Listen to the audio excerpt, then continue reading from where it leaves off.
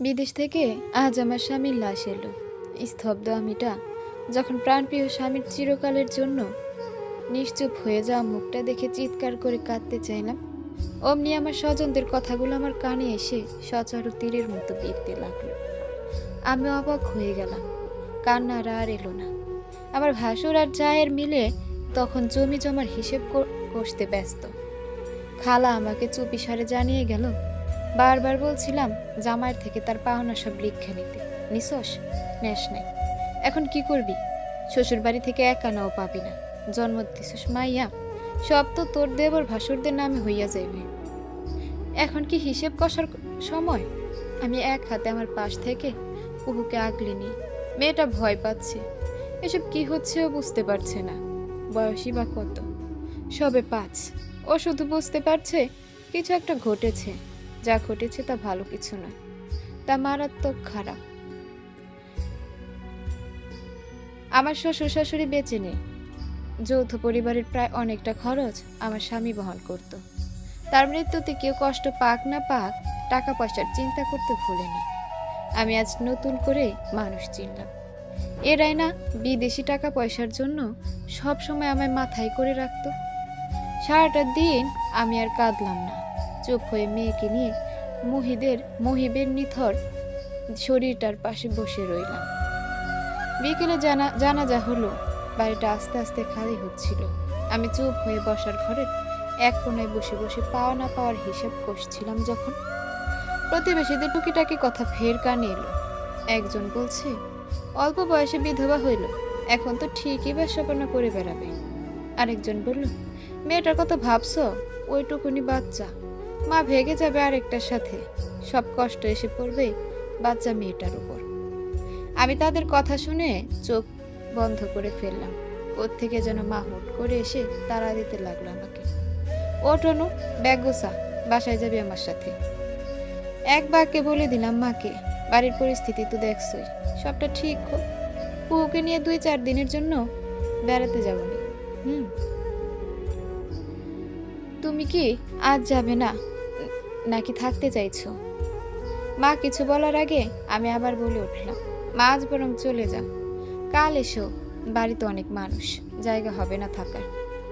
মা আমার হাত শক্ত করে চেপে ধরে অন্য পাশে নিয়ে গিয়ে বলল, এরা তোকে শান্তি দেবে না, বাঁচতে পারবি না।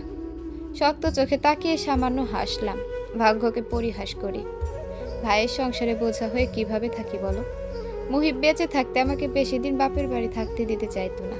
ও বারবার বলতো, আমি যে ও বাড়ি যাই, আমার ভাবি মনে মনে বিরক্ত হতে পারে, হয়তো ভদ্রতার খাতিরে বলতে পারেন না। আচ্ছা মা, অন্যের বিরক্তির কারণ কেন হব? মা হয়তো আমাকে বুঝলো, কিন্তু সেসব আরো কঠিন হয়ে বলল, তোর বাপের বাড়ি আছে, তোর বাপের যতটুকু টাকা আছে তুই আর কহু 3 বেলা খেতে পড়তে পারবি। অনড়ভাবে বললাম, ওই টাকায় ভাইয়ার অধিকার। আমার সংসার আমি ছাড়বো না, মরলে ওইখানেই মরবো। মা দ্বিতীয়বার আর কিছু বলার সাহস পেল না। আস্তে আস্তে আমার সংসারটা কেমন যেন হয়ে উঠতে লাগলো। বড় জিদ করে তো বলেছিলাম আমার সংসার আমি ছাড়বো না, কিন্তু পৃথিবীর সবচেয়ে কঠিন 4টি দিন কাটলো আমার। আমি ভেঙে পড়িনি। বিয়েটা পারিবারিকভাবে হলেও ভালোবাসায় আমাদের কোনো অংশেই কমতি ছিল না। তাই তো প্রতিবার দেশ ছাড়ার আগে রাতে আমি তার বুকে নির্ঘুম করে থেকে ফোপাতাম। অসম্ভব ধৈর্য সম্পন্ন মুহিব আমাকে শান্ত করত, কত কি না করত। ছেলে ভোলানো সব কথা বলতো। এক পর্যায়ে আমি বুঝদার বাচ্চাদের মতো কান্না থামিয়ে তার কথা শুনতে লাগলে সে রসিকতা ছেড়ে আমাকে আরো শক্ত করে জড়িয়ে ধরতো নিজের বুকে। তারপর বলতো, অনিন্দিতা, আগামীকাল এই সময়টায় আমি তোমার থেকে কয়েক শত কিলো দূরে থাকবো। তখন চাইলেও তুমি আর রাগ দেখাতে পারবে না, চাইলেও গাল ফুলিয়ে মুখ ঘুরিয়ে বসে থাকতে পারবে না। কেননা তখন আমি এভাবে বুকে জড়িয়ে তোমার মান ভাঙাবো না। এভাবে টুকটাক আদরে তোমায় নিজেকে পৃথিবীর সবচেয়ে সুখী মেয়ে ভাববো না। আগামীকাল মাঝরাতে যখন তোমার ঘুম ভাঙবে, তুমি অর্ধ অচেতনতায় বিছানা হাতড়ে আমায় খুঁজবে, বিনিময়ে এক বুক হাহাকার পাবে। আর কয়েক ঘন্টা আছি আমি, আমাকে নিয়ে তোমার পৃথিবীতে যত কথা আছে আমাকে বলো, আমি শুনবো। মৃত্যুর কাটা সেকেন্ডের চেয়েও দ্রুতই কয়। আমি কাল যাব, এটা সত্য। দূরত্ব বাড়বে, সেটাও সত্য। অথচ দীর্ঘ সময়ের এই দূরত্বটা ঘুচিয়ে আমি আবারও তোমার কাছে ফিরব, এই কথাটা অসত্য প্রমাণ হতে সময়ের প্রয়োজন পড়বে না। প্রতি বছর অসংখ্য প্রবাসী লাশ হয়ে স্বজনদের কাছে ফিরছে। আমি তোমায় গ্যারান্টি দিতে পারবো না যে নেক্সট লাশটা তোমার স্বামীর হবে না। ওদের স্ত্রী সন্তানরা শেষ বিদায় জানাতে পারে না। অসংখ্য না বলা কথা থেকে যায় ওদের। অসংখ্য পরিকল্পিত ভবিষ্যৎকে অতীত বানিয়ে রেখে যায় ওরা। আমি তোমায় পরিকল্পনা করতে বারণ করি, আমি তোমায় শেষ বিদায় জানানোর সুযোগ দিই।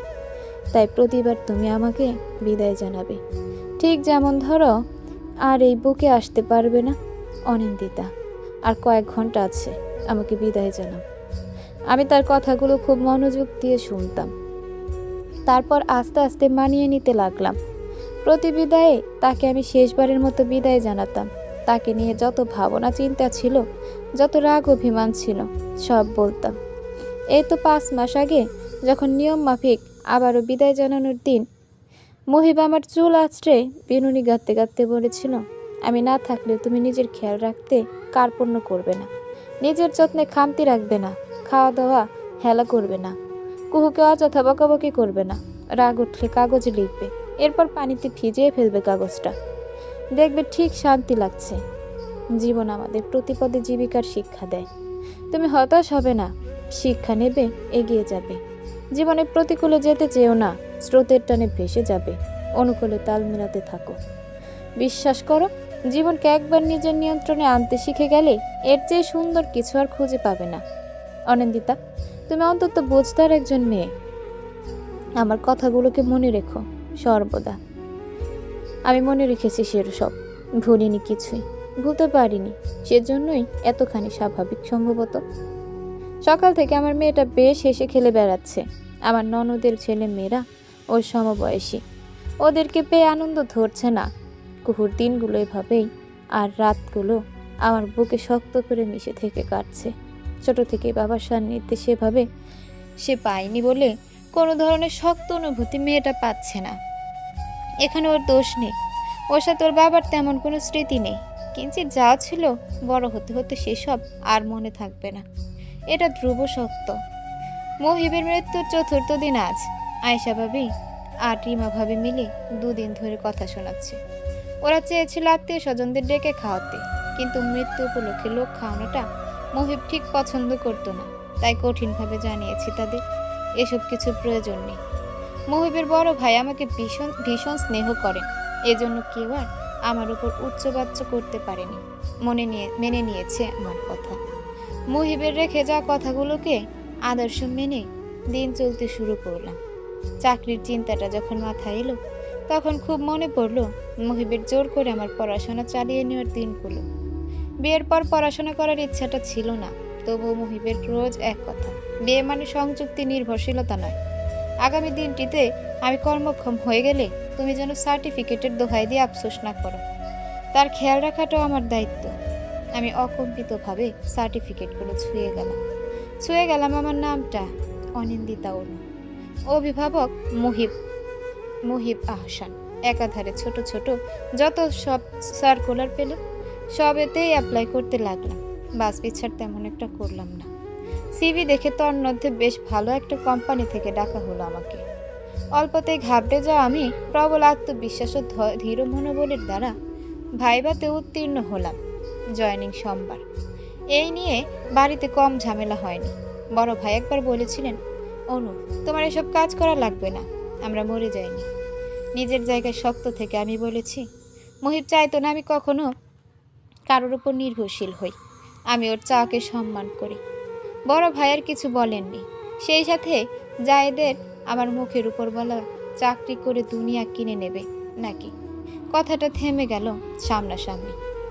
গোপনে শুরু হলো এর ওর কাছে আমার নিন্দে। ব্যাপারটা ধরতে পারি আমি, তারপরে চুপ থাকি। তর্ক সুশিক্ষিতার শিক্ষা ধ্বংস করে, অশিক্ষিতার পর্যায়ে নামিয়ে আনে। মহিব না আমাকে সুশিক্ষায় শিক্ষিত করে করতে উঠে পড়ে লাগতো। বাড়িটায় আগের মতোই থাকার চেষ্টা করি। ওদের কারো কথাকে তোয়াক্কা করি না। সরাসরি কেউ অবশ্য বলার সাহসও পায় না। গতকাল বড় আপা বলেছিল একটু হিসেব করে চলতে এখন। আমি অবাক হয়ে তখন শুধিয়েছি, কেন, সহানুভূতি দেখাচ্ছেন নাকি আমার স্বামীর রেখে যাওয়ার টাকার অভাব? মুখের উপর এভাবে বলে ফেলাতে বড় আপাও ঘাবড়ে গিয়েছে। ইতস্তত করে বললেন, তোর আর কুহুর ভালোর জন্যই বলেছিলাম ছোট। আপা, এত ভালোর দরকার নেই। আল্লাহ যতদিন হাত পায়ের জোর রেখেছেন, ইনশাল্লাহ অভাব আসবে না আমার আর কুহুর লাইফে। জীবন চলার জন্য যতটুকু প্রয়োজন আমি করব। স্বামী বেঁচে আছে মানে নারী রানী, স্বামী নেই মানে দুঃখিনী। এ কোন নিয়ম? কোত্থেকে যেন ছোট আপা এসে বললেন, এই তোর দুঃখ লাগছে না অনু? বর মরেছে মাস গেল মাত্র, বিন্দু মাত্র শোক নেই। আমি শক্ত চোখে তাকিয়ে বললাম, শোক নেই আপা, মৃতদের জন্য মনে শোক রাখা উচিত না, দুঃখ পাওয়া উচিত না। মৃত কখনো অনাকাঙ্ক্ষিত হয় না। প্রতিটি মানুষের হায়াত সৃষ্টিকর্তা তার জন্মের সময়ই লিখে রেখেছেন।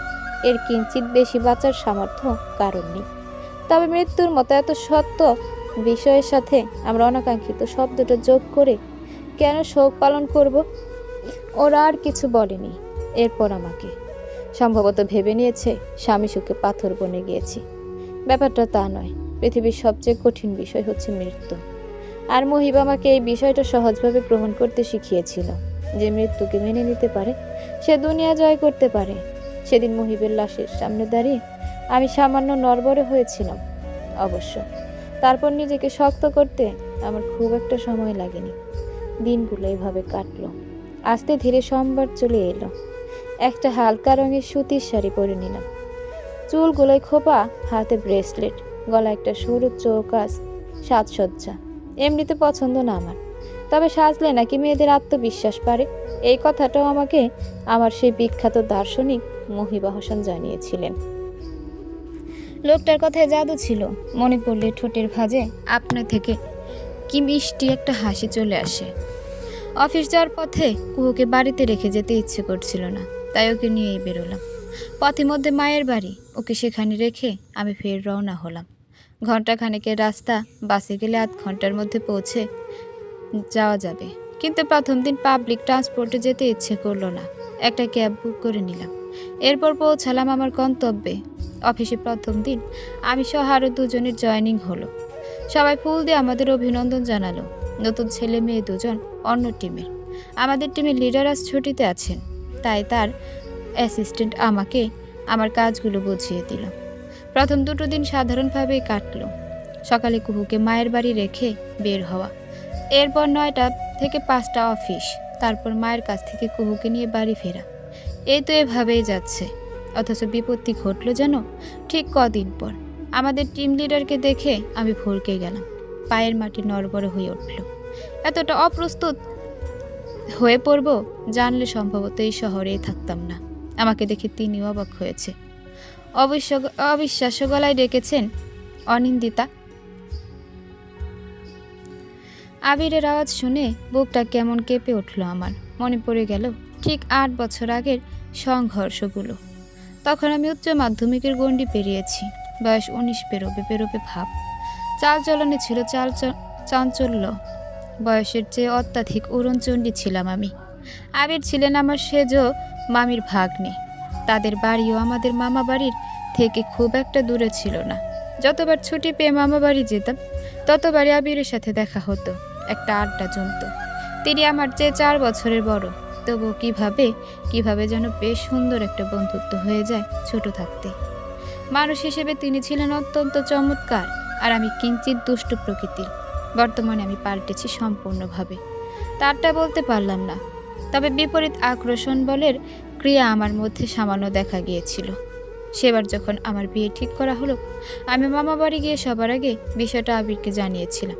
তিনি জিজ্ঞেস করেছিলেন, তুই রাজি অনিন্দিতা? আমি রাজি ছিলাম না। তাকে পছন্দ করতাম, কিন্তু মনের পছন্দটা সেই পর্যায়ে পৌঁছাতে পারেনি যে পর্যায়ে গেলে তা মুখে আনা যায়। আবির আমাকে অন্য কোনো নজরে দেখতেন না। আমি তাকে জানাই, হ্যাঁ আবির ভাই, তুমি কিন্তু আসবে। আবির হেসে আমার মাথায় হাত বুলিয়ে বলেছিলেন, ঠিক আছে যাব। কিন্তু তিনি আসেননি। তারপর আর দেখা হয়নি তার সাথে। বিয়ে হলো। বিয়ের পর কতবারই তো গেলাম মামা বাড়ি, অথচ তার দেখা পাইনি। সেজ মামির কাছে জিজ্ঞেস করলেই তিনি বলেছিলেন উচ্চ শিক্ষার জন্য দেশ ছেড়েছেন। তারপর এক সময় মুহিব আমার সেই কিশোর হৃদয়ের ভালো লাগা পুরোপুরি মিটিয়ে দিল। মুহিব শুরুটা যেখানেই হোক না কেন, শেষটা মুহিবের মাঝে গিয়ে আটকে রইল। আমার উত্তেজনা সব নেমে গেল। মিহি হেসে বললাম, ভালো আছেন? আবির আমার দিকে স্তব্ধ হয়ে তাকিয়ে আছেন। আমি ডেস্কে বসেছিলাম।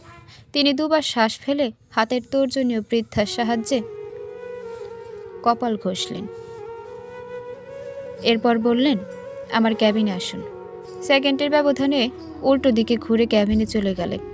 আমি হাতের কাজটা শেষ করে উঠে সরাসরি তার ক্যাবিনের দিকে গেলাম। দরজা নক করে বললাম, আসবো? আবির আমাকে এক পলক দেখে সেদিকেই তাকিয়ে রইল। আমি সেই চাহনির মানে বুঝে ভেতরে প্রবেশ করে মুখোমুখি দাঁড়ালাম। তারপরে স্মিত হাসলাম। হাসির চেয়ে ধারালো কোনো অস্ত্র নেই, কেবলমাত্র ছোট্ট একটা হাসি ধারা প্রবল প্রবল শক্তি সম্পন্ন প্রতিপক্ষকেও দ্বিধায় ফেলা সম্ভব। আবির আমার শত্রু নয়, তবে এমন একটা পরিস্থিতির মুখোমুখি হতে হবে তা যেন আমার জন্য ছিল এক ভীষণ দুঃস্বপ্ন। সেই দুঃস্বপ্ন বাস্তবতায় মিশে গেল। আবির কাট গলায় বলল, আমাকে জিজ্ঞেস করলেন, তুমি এখানে কেন? আমি মুখ থেকে হাসি সরালাম না, সেভাবে ভ্রুকুচকে বললাম, কাজ করি এখানে। কেন? কেন আবার? জব করতে পারি না আমি? হঠাৎ হাসি মলিন হলো আমার। অমনীয় চোখে তাকিয়ে বললাম, কি শুনতে চাইছেন? এই কর্মজীবী মেয়েদের দেখে সবসময় যে মেয়েটা বলতো, বেরপর আমি মোটেও চাকরি বাকরি করব না, সম্পূর্ণ সময়টা সংসারে দেব, সেই মেয়েটা এখানে কেন? চোখে চোখ রাখলাম আবিরের।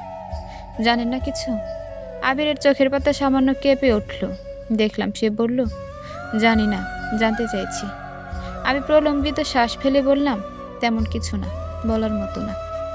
আসলে মুহিব মানে আমার স্বামী গত মাসের 6 তারিখে মারা গেছে, তাই এখন অনেক ইচ্ছে অনিচ্ছেই নিজেদের রাস্তা পাল্টেছে।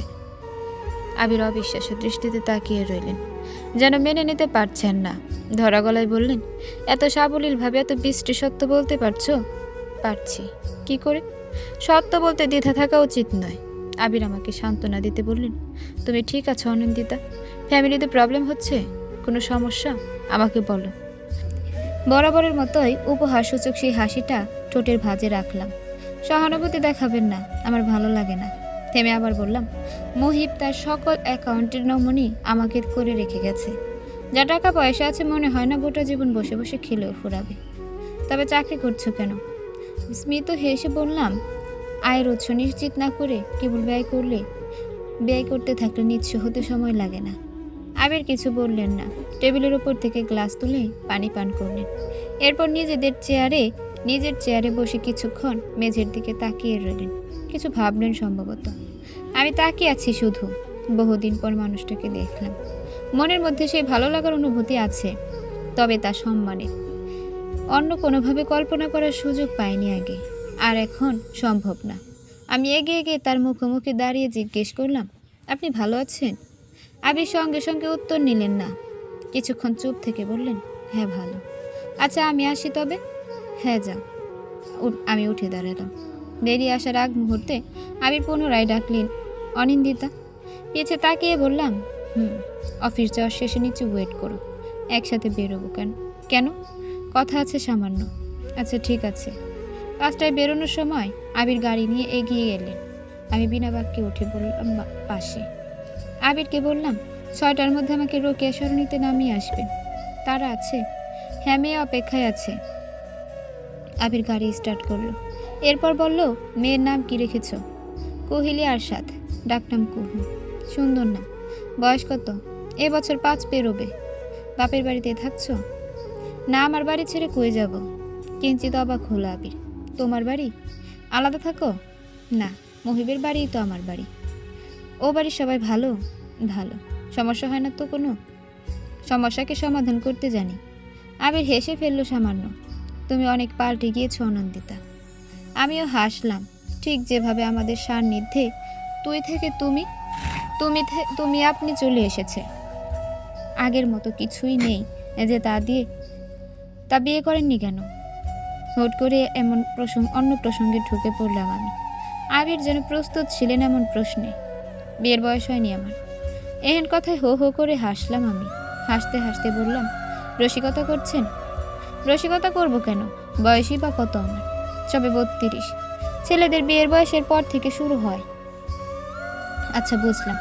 তারপর গাড়ি যখন বেশ নিস্তব্ধ, সড়ক দিয়ে চলতে লাগলো, আমি জানালার বাইরে তাকিয়ে আবিরকে বললাম, আবির ভাই, জীবনটা কাফনের রঙের মতো সাদা, শুধু শুধু কালি ছিটানো কি উচিত?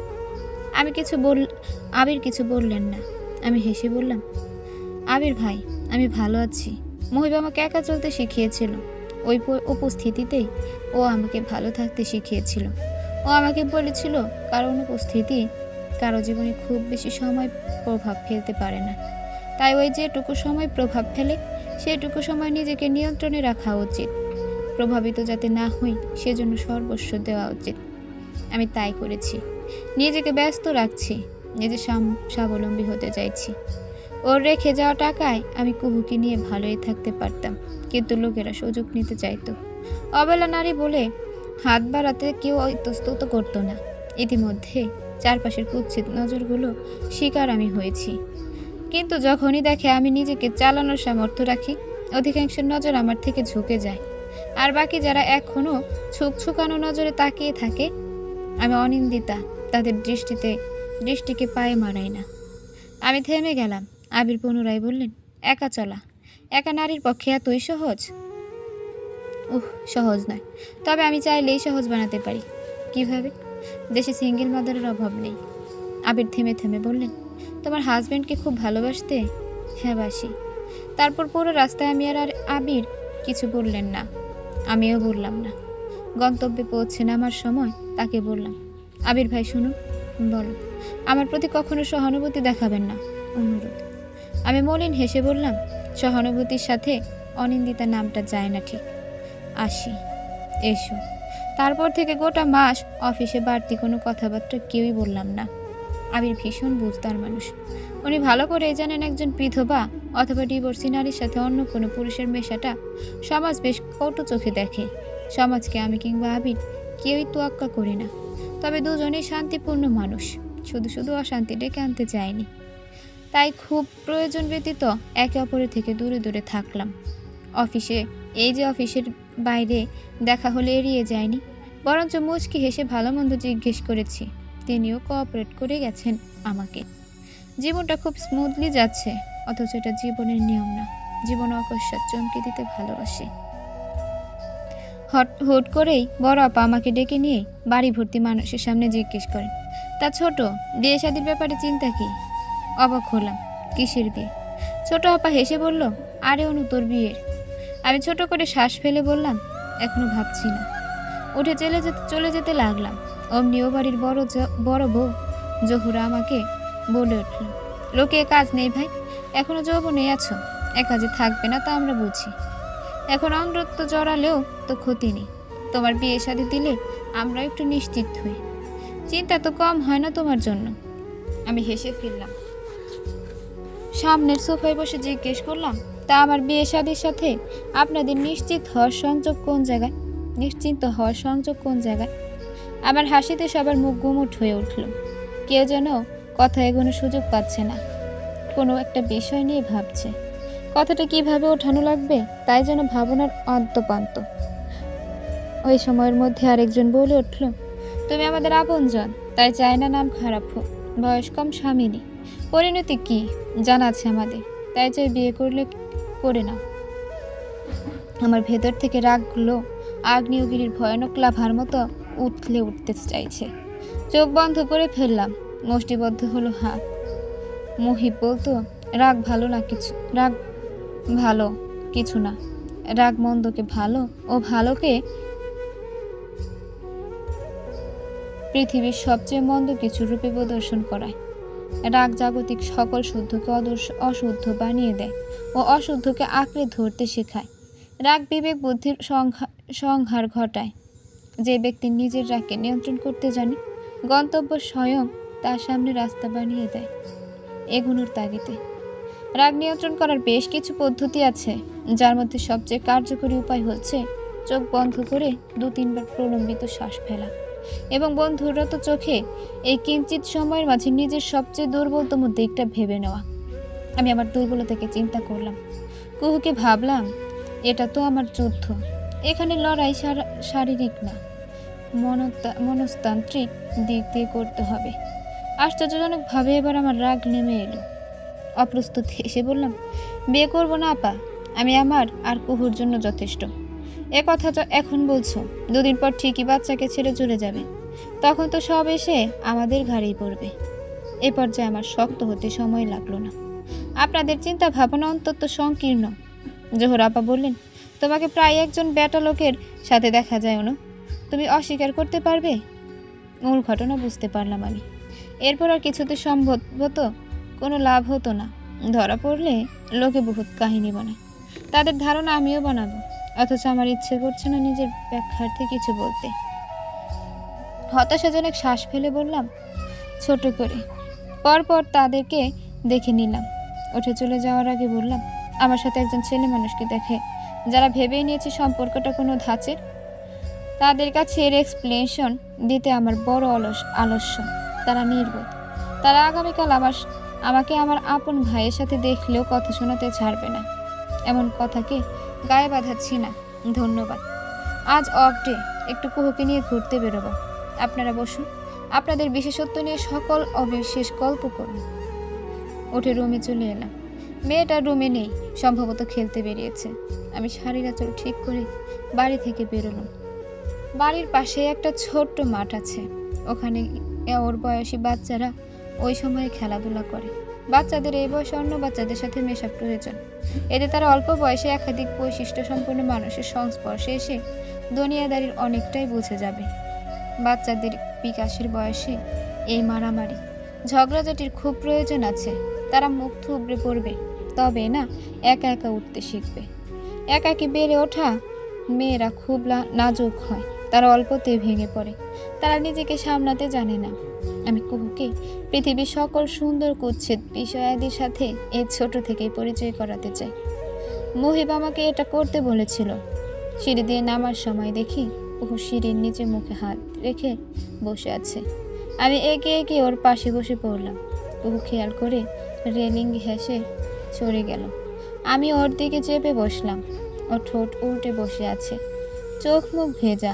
আমি আস্তে করে বললাম, মিস কুহিলি, আপনার কি কোনো সমস্যা হচ্ছে? বড় বুঝদার বাচ্চার মতো কুহু দুদিকে মাথা নেড়ে নেতিবাচকতা প্রকাশ করল, পরপর ফুপিয়ে উঠল। আমি হাত বাড়িয়ে টেনে কুলে বসিয়ে নিয়ে কুহু ঝাঁপিয়ে পড়ল আমার বুকে, শব্দ করে কান্না করতে লাগলো। আমি ওর মাথায় হাত বোলাতে লাগলাম। বেশ কিছুক্ষণ পর ওর কান্না থেমে এলে আমি জিজ্ঞেস করলাম, কি হয়েছে মা? কুহু আমার বুকে মুখ লুকিয়ে আছে, কান্নায় শাড়ির বুকে দিকের অংশ ভিজে গেছে। কি সাংঘাতিক কান্না করতে পারে মেয়েটা। মুহিব তো এমন না, নিশ্চয়ই আমি ছোটবেলায় এমন ছিলাম। মেয়েটা মায়ের স্বভাব পেয়েছে। কুহু অনেকক্ষণ পর বললাম, মামুনি, ওরা আমাকে মেরেছে। ওরা? দেখি কই মেরেছে? কুহু দুই হাতের খামচানো অংশগুলো দেখালো, কিছু জায়গা ছুলে গেছে। এরপর হাঁটু অব্দি আকাশি রঙের ফ্রকটা উঠিয়ে দেখিয়ে বলল, আমি খেলতে গেছিলাম, ওরা আমাকে খেলায় নিচ্ছিল না, বলেছিল আমি পচা মেয়ে, আমার মামুনি পচা। ওদের মামুনি আমার সাথে মিশতে বারণ করেছে। আমার খুব খারাপ লেগেছে। আমি কখনো ওদের সাথে খারাপ কিছু করিনি, কখনো বকিনি, মারিনি। আমি কিভাবে পচা মেয়ে হই? আমি ওদেরকে জিজ্ঞেস করায় আমাকে খামচি মেরে ধাক্কা দিয়েছে। মামুনি হাঁটুতে জ্বলছে খুব, ওরা আমাকে আর খেলায় নেবে না। এই বলে আবারও মেয়েটা আমাকে জড়িয়ে ধরে ফুপিয়ে উঠল। আমি আঁচলের অংশ দিয়ে ওকে আগলে নিয়ে দু হাতে আঁকড়ে ধরলাম। ওর মাথায় থুতনি রেখে বললাম, ভালো মেয়েরা কান্না করে না, ভালো মেয়েরা সবসময় সব পরিস্থিতিতে হাসে। আমার কুহুলি ভালো, তাই তো? কুহু নাক টেনে বলল, মামুনি আমাকে ভালোবাসে কুহুলি, আপনাকে ভালোবাসে কুহিলি। আপনি কান্না থামান। কুহু বুঝদার বাচ্চাদের মতো কান্না থামালো। আমি ওকে কোলে নিয়ে বাড়ির ভেতরে চলে গেলাম। লিভিং রুমে ভাবিদের আড্ডার আসরকে একবার আর চোখে দেখে সরাসরি নিজের রুমে চলে এলাম। কুহুকে বিছানায় বসিয়ে আমি কারবার থেকে ফার্স্ট এড নিয়ে এলাম। তুলিতে অ্যান্টিসেপটিক মিশিয়ে হাঁটু মুড়ে ওর সামনে বসে পড়লাম। ওর লক্ষ্মী বাচ্চার মতো হাত এগিয়ে দিল। আমি স্মিত হেসে বললাম, সামান্য জ্বলবে কিন্তু। কুহু দুদিকে মাথা নাড়ালো। আমি আস্তে ধীরে তুলো চেপে ক্ষত স্থান পরিষ্কার করলাম। কুহু চোখ খিচে ধরলো, কিন্তু কান্না করলো না। আমি জিজ্ঞেস করলাম, আম্মা জান ব্যথা পাচ্ছেন? একটু মামুনি, আর একটু হয়ে গেছে প্রায়। আমি হাঁটুর দিকটায় পরিষ্কার করে দিলাম, তারপর স্টিকি ব্যান্ডেজ করে দিলাম। কুহুর মুখটা কি শুকিয়ে আছে? আমি জিজ্ঞেস করলাম, আপনি কি মামুনির সাথে ঘুরতে বেরোতে চান কুহিলি? কুহু তৎক্ষণাৎ বলে উঠল, ইয়াস। কোথায় নিয়ে যাবেন? মামুনি, চলুন পার্কে যাই, খুব মজা করবো দুজন। আইসক্রিম খাবো, চকলেট খাবো।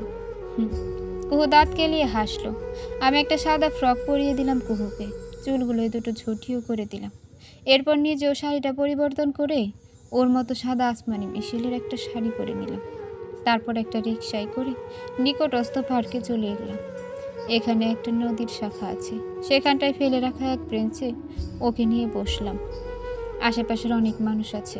কুহু চুপটি করে বসে এদিক ওদিক দেখছে।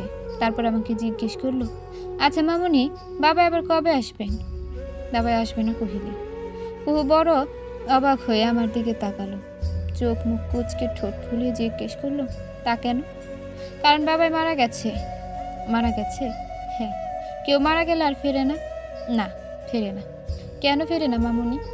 আমি ওর হাত দুটোকে নিজের হাতের মুঠোয় নিয়ে বললাম, কারণ এটা নিয়ম। আমরা দুনিয়াতে এসেছি একটা নির্দিষ্ট সময়ের জন্য। প্রতিটি মানুষেরই এখানে আসার পেছনে কিছু উদ্দেশ্য থাকে। সেই উদ্দেশ্য পূরণ হলে মৃত্যু আসে, এরপর আবার ফিরে যেতে হয়। উদ্দেশ্য পূরণ হয়ে গেলে আবার আসবে কেন?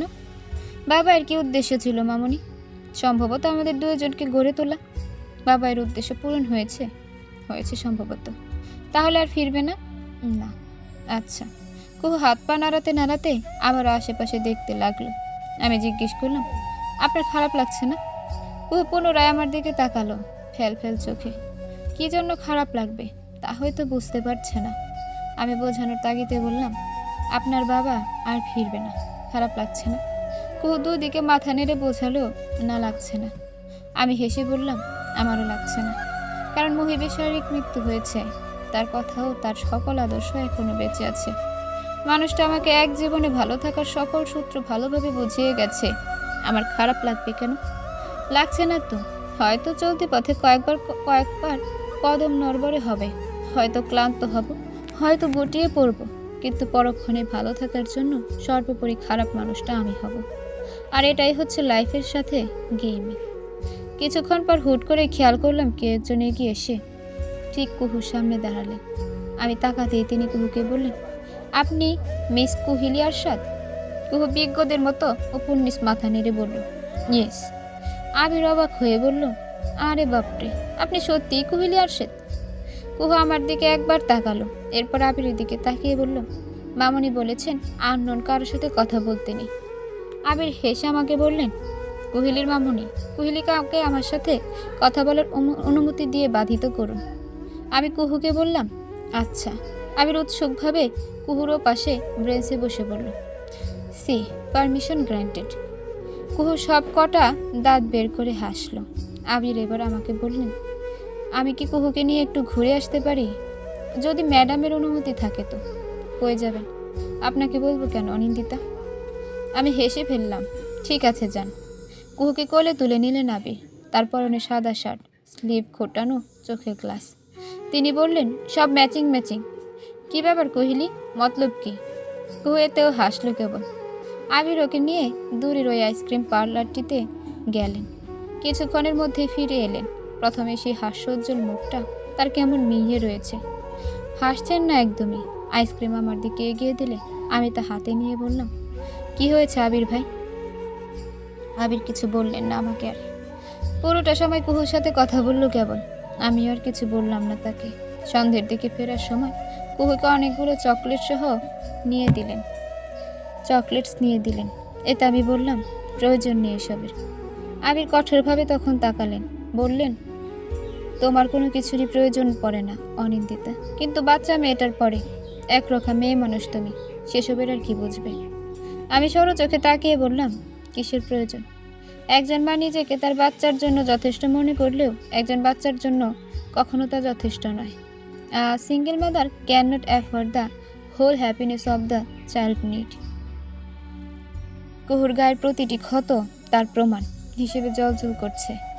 আমি চুপ রইলাম। কুহু সম্ভবত আবিরকে সব বলে দিয়েছে। আমার আর আজগুবি লজিক দিয়ে তর্ক এগোতে ইচ্ছে করলো না। আবির মিথ্যে বলেনি। আমি কুহুকে গোটা পৃথিবী দিতে পারলেও কখনো একজন বাবা দিতে পারবো না। এদিক দিয়ে আমি ব্যর্থ। শেষমেশ বললাম, পৃথিবীতে সবার বাবা থাকা লাগবে, এর কোনো প্রয়োজনীয়তা আছে? আবির আরো গম্ভীর হলেন। নিজের আর কোহিলের খেয়াল রেখো অনিন্দিতা, তোমাদের লড়াই অনেক দূরের। পৃথিবীর সবচেয়ে সুন্দর অনুভূতি হচ্ছে একাকিত্বকে অনুভব করতে পারার অনুভূতি। আমি একা নই, আমার জন্য কুহু আছে। অনেক অনেক মাস পর যখন দুজন একাকিত্ব অভ্যস্ত হয়ে উঠলাম, এক রাতে চুপুসাহারি কুহুকে শুধালাম, আম্মা জান, আপনি বাবাইকে মিস করেন? কুহু ঘুম জড়ানো আওয়াজে উত্তর না দিয়ে উল্টো জিজ্ঞেস করছিল, আপনি করেন? যারা প্রতিটি পদক্ষেপে উপলব্ধি হয়ে থাকে তারা অনুপস্থিতির অনুভবে কি করে থাকবে? থাকে না তো। নিয়ম অনুসারে আমিও মুহিবকে মিস করি না। মৃদু হেসে বললাম, করি না। কুহু ঘুমে তলিয়ে যেতে যেতে বলল, আমিও করি না। আমরা দুজনেই ঘুমিয়ে গেলাম। পরদিন কুহুকে একটা স্কুলে ভর্তি করে দিলাম। আমি প্রায় রাতে কল দিয়ে কুহুর খোঁজ নেয়, কুহুর সাথে কথা বলে। দুজনের বেশ চমৎকার একটা বন্ডিং হয়েছে। আমার বুকে চিরে দীর্ঘশ্বাস বেরোতে চায়। যদি সবার আবিরকে আমার কিশোরী উপলব্ধিটা জানাতাম, তবে গল্পটা সম্পূর্ণ ভিন্ন হতো। একটা ছোট্ট সংসার হতো, একটা সুখী পরিবার আমারও হতো। পরপর আমি দীর্ঘশ্বাস ফেলা থেকে নিজেকে আটকে ফেলি। আমি কি প্রকৃতির নিয়মের বাইরে যেতে চাইছি? আমি কি ভাগ্যের বিপরীতে গিয়ে সাই বাতাসে দম বন্ধ হয়ে মরতে চাইছি? মহিব তো আমাকে তা করতে নিষেধ করে গেছে। মহিব আমাকে কঠিন গলায় বলেছিল, অনিন্দিতা, আফসোসের স্বরে বিষ থাকে। তুমি কি আত্মহত্যা করতে চাও? আমার স্রষ্টার আমাকে নিয়ে যা পরিকল্পনা আছে আমি তা সাহস্য চোখে দেখে যেতে চাই। সেভাবেই এগোতে লাগলাম। আমার জায়েরা আমাকে আর কিছু বলে না এখন। আগে মাঝে মাঝে খোঁটা দিত, এখন যা দেয় সব অগোচরে, সামনাসামনি কখনো না। আমার জব পার্মানেন্ট হয়ে গেল, প্রমোশনও পেয়ে গেলাম। এখন আর কুহুকে মায়ের বাড়ি রেখে যায় না, এখানেই থাকে। দিন কেটে যায় টিভি দেখে, বাচ্চাদের বই পড়ে, একাডেমিক বই পড়ে, একা একা খেলে। মাঝে মাঝে আঁকিবুকিও করে। স্কুলে সকালে দিয়ে আসি, আসার সময় আনিকা ভাবি নিজের মেয়ের সাথে ওকেও নিয়ে আসে। তারপর একা একাই খাওয়া গোসল করে। বাচ্চা আমার কি গুছিয়ে চলে। এবার 6 পড়ল, অথচ এখনই কি শান্ত। মহিবকে ছাড়া আমাদের প্রায় 1.5 বছর পেরিয়েছে। ঠিক এরকম এক সন্ধ্যায় অফিস থেকে ফিরে দেখতে পাই বড় পার ছোট আপা বসার ঘরে আমার মেয়েকে নিয়ে বসে আছে, বিভিন্ন কথা বলছে। টুকটাক কিছু কথা কানে এলো। আপা বলছে, কুহু শোন, তোর মামুনি তোরে ছেড়ে চলে যাবে। কুহু অবাক হয়, কেন যাবে? কেন যাবে মানে? তোর ওই আঙ্কেল আছে না, ওই লোকের সাথে চলে যাবে। ফেল চোখে তাকিয়ে রইল কুহু। অনেকক্ষণ পর জিজ্ঞেস করলো, মামুনি রে চলে যায়? আর কারোর মামুনি যায় না? তোর মামুনি যাবে। কেন? ভালো থাকতে। এখন ভালো নেই? না। কেন ভালো নেই? কারণ তুই সবসময় তোর মামুনিকে জ্বালাস, শান্তিতে থাকতে দেস না, এর জন্যই চলে যাবে। কুহু দুদিকে মাথা নেড়ে বলল, আমি আর জ্বালাবো না। তাহলে শোন, আমি তোর জন্য নতুন বাবা খুঁজি। তোর মামুনিকে বলিস বাবা লাগবে, তখন তোর মামুনির সাথে তোর নতুন একটা বাবার বিয়ে দিয়ে দেব, তোরা একসাথে ভালো থাকবি। কুহু কি বুঝলো জানি না, অবুঝ বাচ্চাদের মতো ঠোঁট ফুলিয়ে বলল, কিন্তু আমার তো বাবার দরকার নেই। বুকের ভেতরটা যেন কেউ পাথর চাপা দিয়ে রেখেছিল, তা তুলো হয়ে উড়ে গেল ক্ষণিকে। আমি তাদের সম্মুখে চলে এলাম। কুহু আমাকে দেখে বড় বড় মতো দৌড়ে কোলে চলে এলো।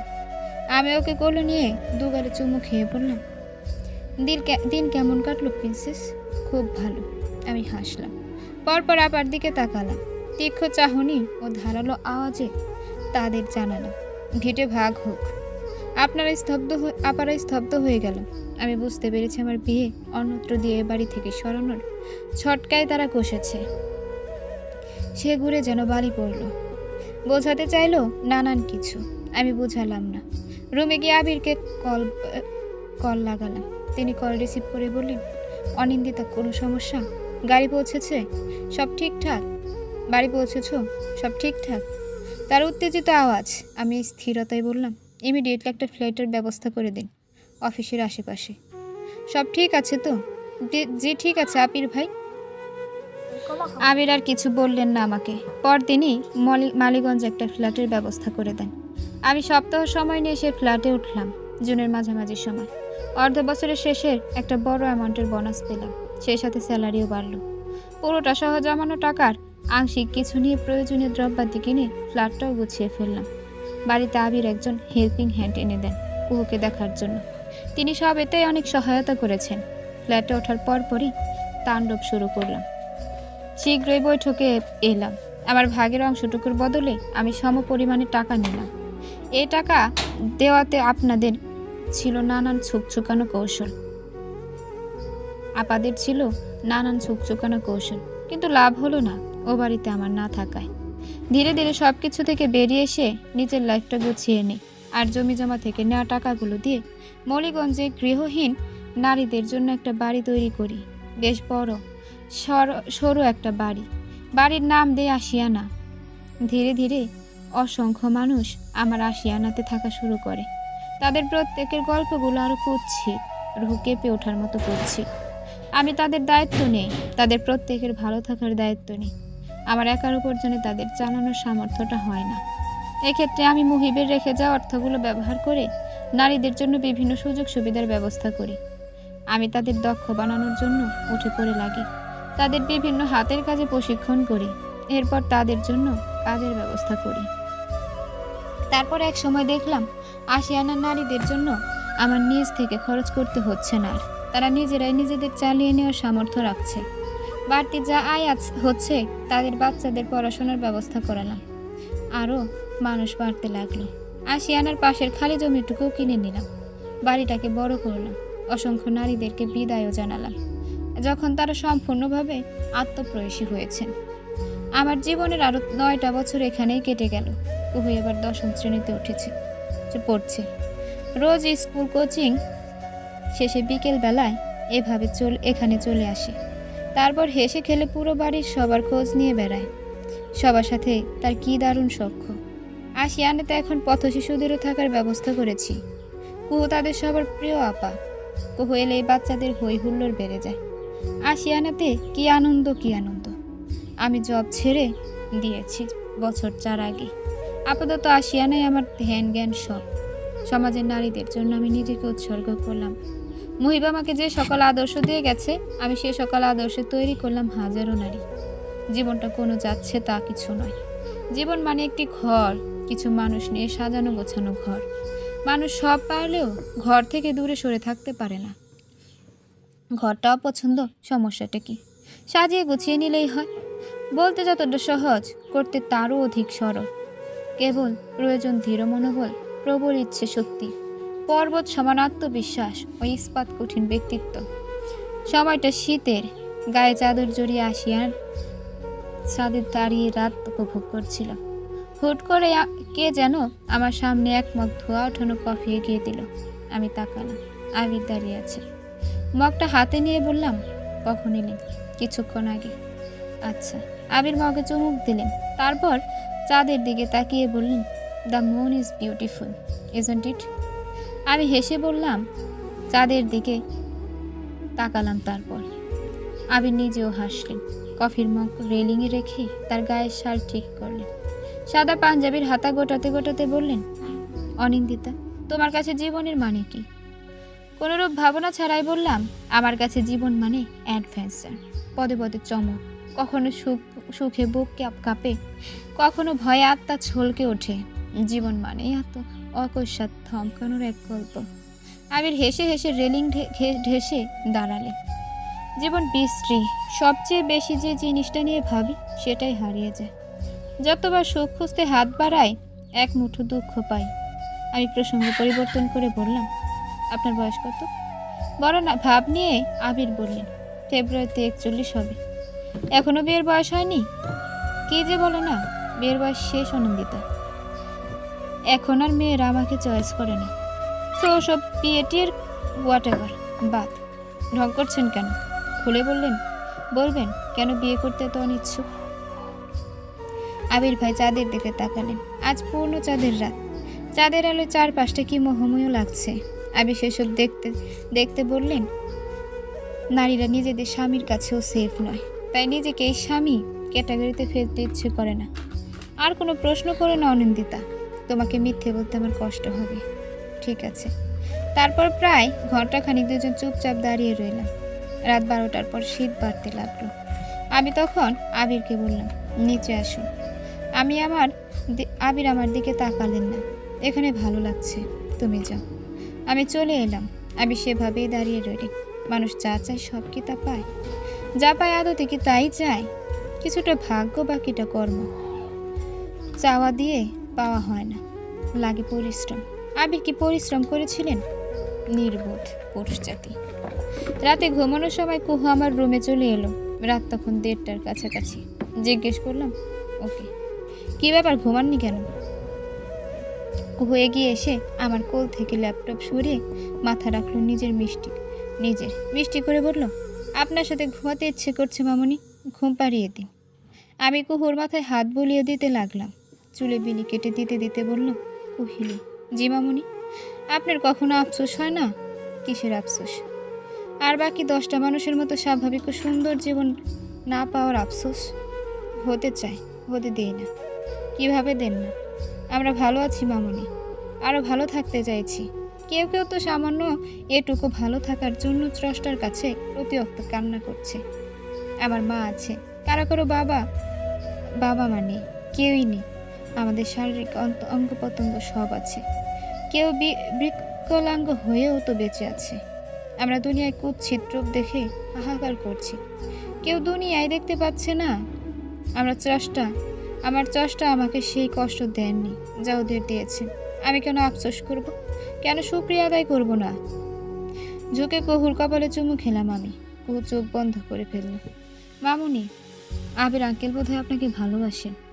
কুহু আচমকায় কথা বললেও আমি চমকাইনি। সংক্ষিপ্ত উত্তরে বললাম, জানি আমি। কুহু অবাক হলো না, নড়ে চড়ে ঠিক হয়ে শুয়ে বলল, এ বিষয়ে আঙ্কেলের সরাসরি কথা বলেছেন মামুনি? না, সম্পর্ক জটিল হয়ে যাবে। কুহু এসে বলল, মানে তিনি জানতে চান না, আর আপনিও অবশ্যই যাবো থাকবেন? Interesting? Yes princess, life is more interesting than we can imagine. Kuhu উঠে বসে বলল, মামুনি, আপনি চাইলে কিন্তু পারতেনি আবির আঙ্কেলকে একটা সুযোগ দিতে।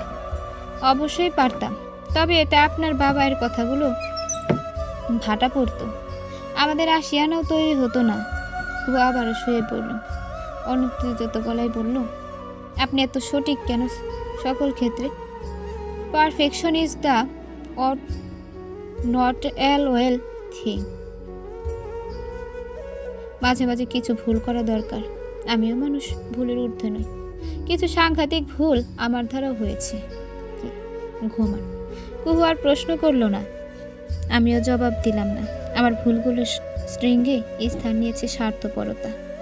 স্বকীয় স্বার্থে দমে গিয়ে অন্যের ভালোবাসাকে সম্মান জানাতে আমার সে কি আলস্য।